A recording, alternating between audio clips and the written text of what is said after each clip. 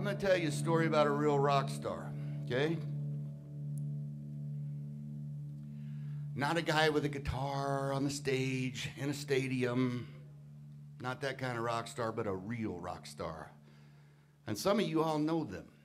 Some of you all know him. Let's see if you recognize who this is. So, this guy was born in the Dust Bowl of Oklahoma during the Great Depression.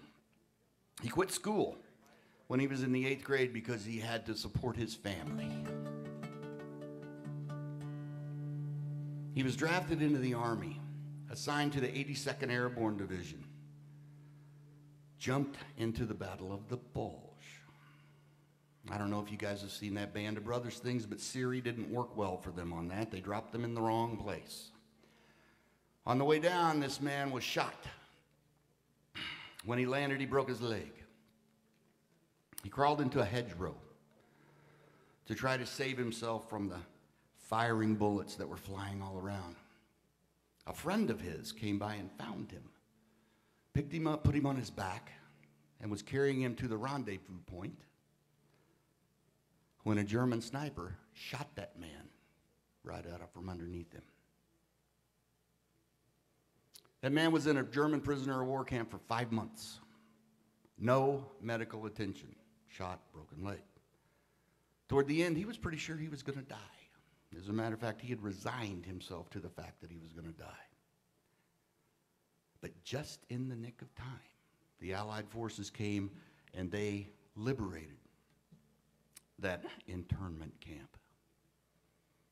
That man was sent to the hospital, and after a brief period of being an honor guard for General George S. Patton, he came back to the United States, started a business career, had a family.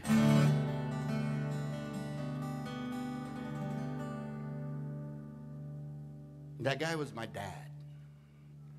My dad was a really special guy. My dad always called himself a fugitive from the law of averages because he shouldn't have gotten out of the Dust Bowl. He shouldn't have gotten out of the Great Depression. He shouldn't have gotten out of World War II. He shouldn't have gotten out of that internment camp. He shouldn't have gotten out of the Army and come back and been a very high executive in an organization, a global organization with an 8th grade education. So my dad always called himself a fugitive from the law of averages.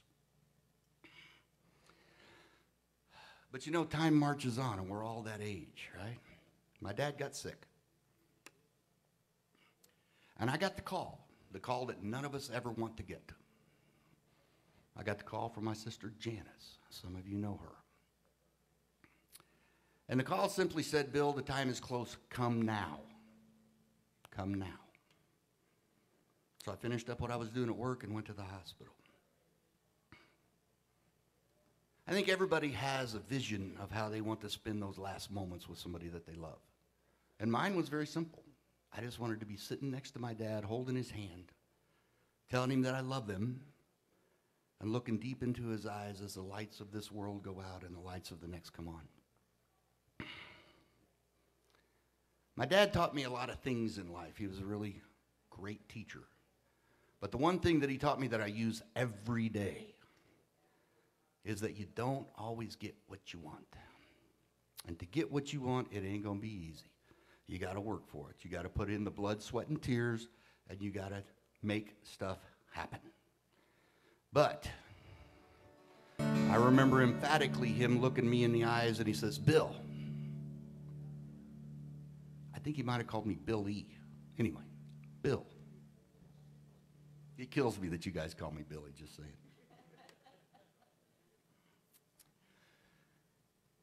I remember him looking me in the eyes and he says, Bill, if you want something bad enough in life and you're willing to work, you're willing to put in the time, if you're willing to make it happen, you can always find a way.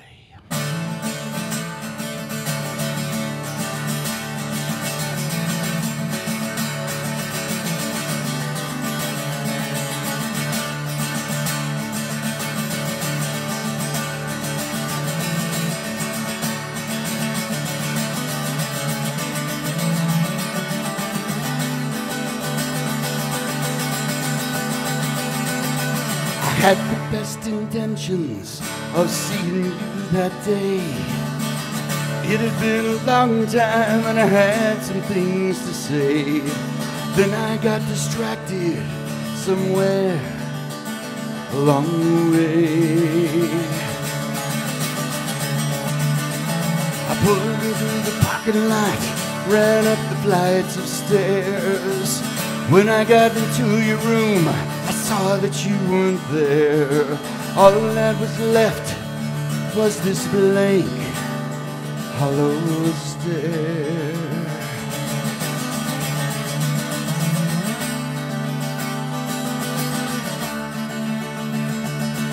I didn't get to tell you that I love you. I didn't get to tell you how much I really care. I didn't get to tell you that I love you. But give me time, I think that I just might try and find a way.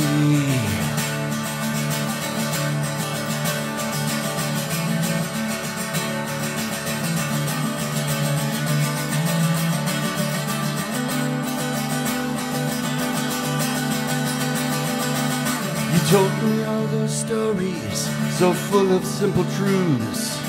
The lessons that they held were right there for me to use. You left it up to me to see which I would choose. Well, as I've gotten older and wiser in my years, I realize those stories are riddled with your fears. The lessons that they teach are hidden with your tears.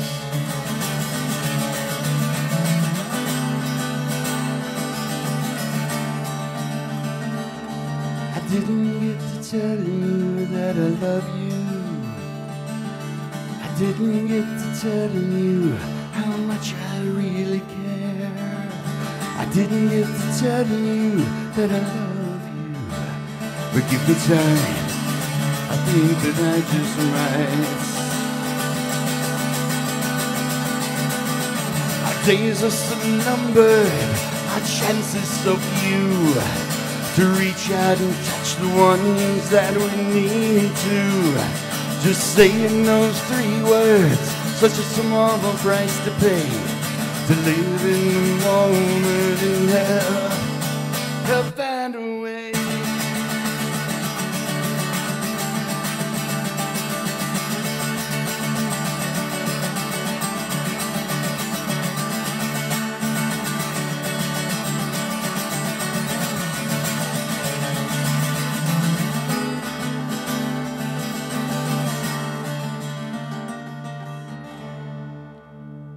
I didn't get to tell you that I love you.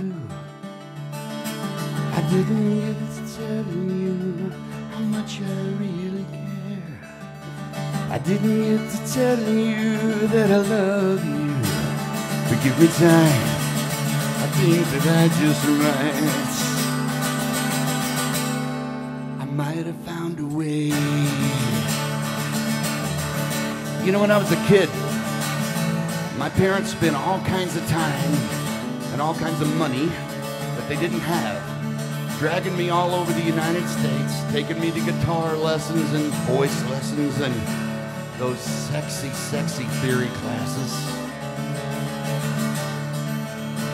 As I got a little older, they ran all over the United States to pick a place to hear me play. They never asked for anything in return, except one thing. My dad had a favorite song. That song was called The Wildwood Flower. But you know, when you're young, you can't really be seen playing the Wildwood Flower. I mean, that's just not a good thing to do, right?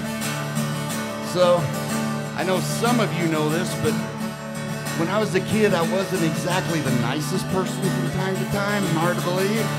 I think Tammy can probably account for that, yeah? So I never learned that song.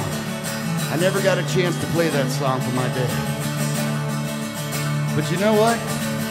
I think we can find a way. What do you think?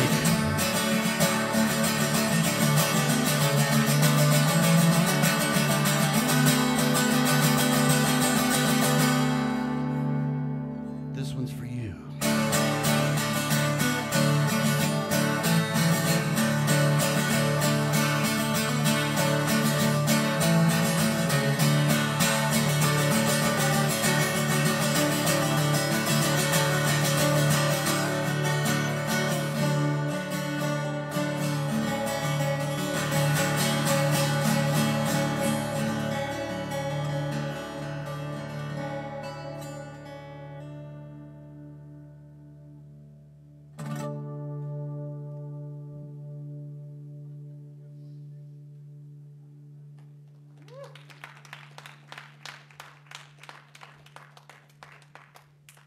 Thank you all very much. I'm done.